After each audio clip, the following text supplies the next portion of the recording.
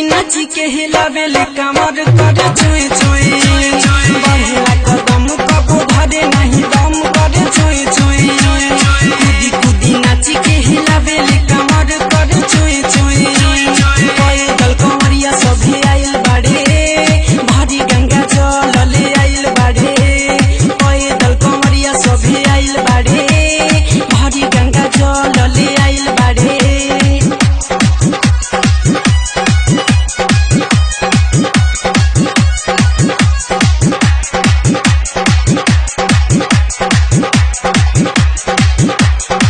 झुमतावे सब बोलतावे बोलबम जय शिव के नारा लगातावे टनाटन कूदी कूदी नाची के हिलावेले कमर करे चोए चोए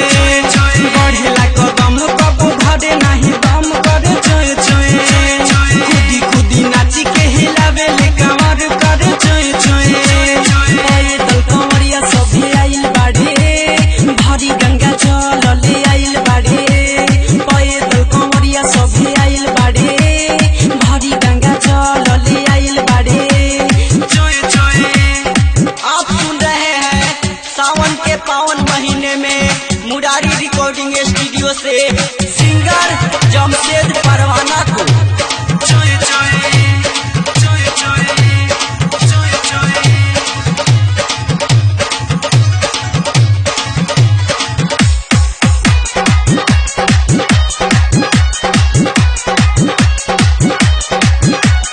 डीजे पे धूम मचबावे दनादन बाजतावे गाना हाई हाई बोलबम कूदी कूदी नाची के हिलावेले कमर करे चोए चोए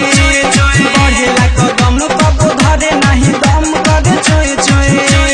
कूदी कूदी नाची के हिलावेले कमर करे चोए चोए पैदल कंवरिया सभी आइल बाड़े भारी गंगा जल ले आइल बाड़े पैदल कंवरिया सभी आइल बाड़े भारी गंगा जल ले आइल बाड़े।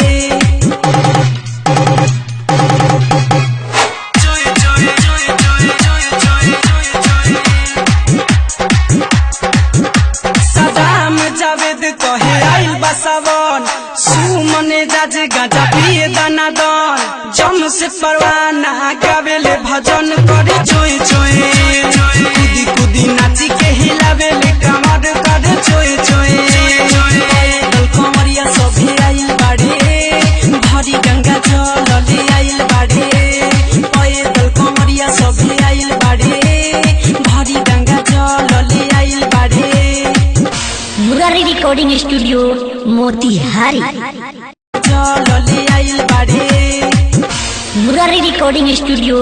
मोतिहारी।